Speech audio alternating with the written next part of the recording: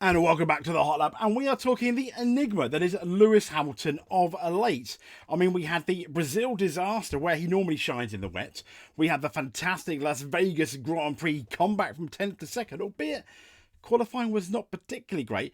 And now, well, that was bookended by the Qatar disaster. I mean, where was Lewis? And he was kind of just a bit depressed in the interview as well. I think a lot of people, including myself, just felt sorry for the guy.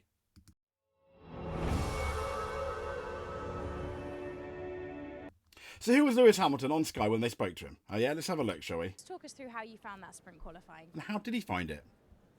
Same as every other qualifying, not that great. Not that great. I mean, he's been basically been saying qualifying is an issue. He even said he expected George Russell to out-qualify him most of the races this year, if not all of them. Can you elaborate a little bit? What were the challenges out there? I'm just slow and same every weekend. So I mean, as you know, Lewis Hamilton wears his heart on his sleeve. Is he just slow? Has he lost that speed in qualifying? Maybe, but I don't think we're really going to know until he gets to Ferrari. yeah, car felt relatively decent. No issues. Mm-hmm. Not really much more to say.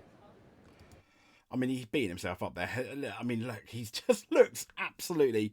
I mean, you read between the lines. He's so demotivated. Looking ahead to tomorrow, then, do you feel from the longer run paces that you would have done in practice that there is more that you'll be able to extract? Is this a qualifying thing, or is this a thing that you're also expecting to? That's quite an roll interesting over into question. tomorrow? Yeah, the long run didn't feel too bad, but when you're always back where I am, it makes it very hard to be competing for almost impossible. Pretty much to be competing for wins from there. So, and well, yeah, I mean, when you looked at his speed at Las Vegas, he was 10th. And let's be fair, in terms of his race pace, he very possibly would have beaten George Russell. But what's happened? Well, so let's have a look what happened at Qatar, shall we? And Mercedes believe that Hamilton's limited setup changes to the W15 after what was the Qatar sprint likely contributed to his poor performance for the rest of the weekend. As we know, he slumped to a new low in Qatar where he started 6th, but the issue was it was half a second adrift from George Russell, and George started on pole after the whoops-a-daisy between him and Verstappen. So he incurred penalties as well. One for a false start, what was that about? And then speeding in the pit lane, what was that about again? His head's not just with it at the moment. It's not good at all. And as we know, Hamilton is going to Ferrari. Do Ferrari have buyer's remorse? No, I don't think they do. Not yet, at the very least. Remember Las Vegas. But appearing on the Mercedes post-debrief show, Trackside Engineering, Andrew Shovelin claimed that Hamilton's lack of changes after the mini-race, a la the sprint race, is likely to have cost him in Qatar as the track evolved. A tweak to the sprint race rules, as we know, for 2024, you can change the setup on your car. It's not determined after the after sprint qualifying like it used to be. And Hamilton's car, he's described, was unbalanced in Qatar, and whether the team or driver led the setup direction, Chauvelin said underbalanced means too much understeer, and when they say overbalanced, that means too much oversteer. So hey, we all learned something today. So why was that the case? Well, the balance we had in the sprint race, he said, on Saturday was good. And if you took George's car, he didn't make a lot of changes between the end of the sprint race and qualifying. Because you come out of Parc Fermé, you go in for qualifying, you have this opportunity, as we just suggested and said, to work on that setup. Now, the track was getting grippier and grippier, which is good. And that normally means, though, you get more understeer in the car as it does that when you've got that setup. And that's what you generally get. He said the engineers and the drivers are looking at different runs they have done over the weekend. They're checking how much aero balance we're carrying. So essentially, what they're saying is, as the track is evolving, so should the setup. But the limited changes they made didn't really do very well. So whose decision was it? Well, that's the engineers, the drivers, they all work closely together in terms of like deciding a setup. And Hamilton's preferred driving style is fundamentally unsuited, a lot of people have suggested, to the ground effect cars. And he said, I think one of the strengths is always how he's able to brake late and attack the corner, and that car can't take it. That's where Lewis finds so much of his speed in the braking zone. He's one of the best drivers in those braking zones. And Chauvelin said, and that's where, when there's like today, where the grip comes, that phenomenon is even more articulated, and it makes it worse for him. And there's this interesting Autosport article as well. What is behind Hamilton's devastating F1 struggles? Hamilton and Mercedes would like nothing more than to end their 12 years together on a high. And if things continue like they did, and this is just after Brazil last weekend, where Hamilton, he qualified 14th and finished 10th, while teammate George Russell started on the front row. And, let's be fair, he fought for the win.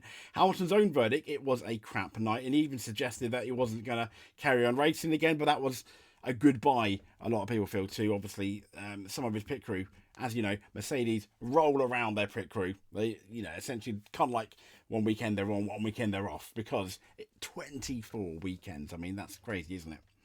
But yeah, so, I mean, what he did say, what was it? If this is the last time I get to perform, it was a shame it wasn't great, but grateful for you. Yeah, so the root of the problem. The car performances on the track, as we know, are not great, it says. What is perhaps the biggest issue right now is neither Mercedes nor Hamilton, they've had an immediate answer after Brazil for what had gone wrong. What is at play is a repeat of what he's been battling since the summer break, when his form took a dip from that spell in July, where he took 2 wins from 3 races. Yes, the Belgian George won with an underweight car, which is why Hamilton got the win. Primarily, the problem appears to be Hamilton having a lack of confidence in the car, especially the rear end. And this is where I think it gets quite interesting. So, if we look, as the graph comparing the telemetry of traces of Hamilton, who's in the blue, and Russell on Q1 on Sunday morning, clearly shows a difference in the way drivers are feeding the throttle. As the bottom trace shows, Russell could increase the accelerator. He could increase it consistently. Hamilton's lack of confidence, and this is where you see with the blue, Hamilton's lack of confidence. The loose rear means he's constantly having to back off, and that leaves him losing quite chunks of lap time. Yes, we're talking hundreds, but then hundreds and hundreds over each corner ends up being 10th and 10th, and then potentially, for example, like in Qatar, a big gap. Now, the current generation of ground effect machinery are pretty brutal, as we know.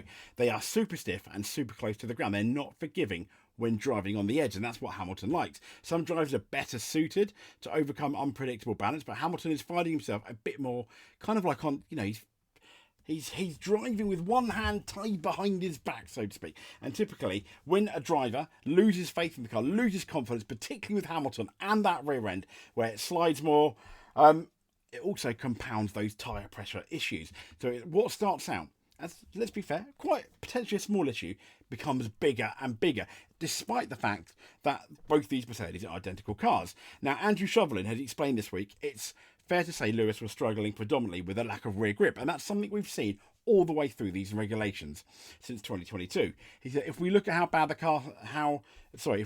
had the car set up, it's not obvious where that was coming from, but in the sprint race, as soon as you have got less grip and you get those snaps of oversteer on exit, you generate more temperature, and it's kind of like, just an absolute perfect storm of horribleness on the track. Now, as with any race, Shovelin said, we spend a lot of time digging into the data to understand it, and let's be fair, he can say what he wants. It's quite clear that Mercedes still don't really understand it. And it's a particular weakness the car has, they were saying, in dealing with low speed corners, and that's something that's not been improved even with these latest changes Mercedes admit. And Shovelin said, we've not had such good performance in the dry, but the issues that we're struggling with this update are the same ones we were struggling with before. I mean, where we tend to be weak is in the slow corners, he says, particularly the ones where you have got the corner following into another. There's a lot of turning in the car, and that's the weakness that we need to work on as well. You just need to look at Sector 2 of Interlagos. So therein lies essentially one of the main issues. So that might be explained. The Ferrari may not be like that. It's going to be really interesting to see when Lewis Hamilton goes to that Ferrari team, what it's going to be like. So that's just a quick description of why I think Lewis Hamilton is struggling a bit. Is it ability? No, probably not. Yes, has he lost maybe, a bit of his speed in qualifying? Potentially. But he has still out-qualified George Russell this year. And in the race, quite often, in most of the races, he's faster. Anyway, if you made it to the end, give us a subscribe. That would be absolutely amazing. If you give us a subscribe and made it to the end, you are a multiple F1 world champion, in our eyes at least. Thank you very much. Stay safe, and we'll speak to you soon.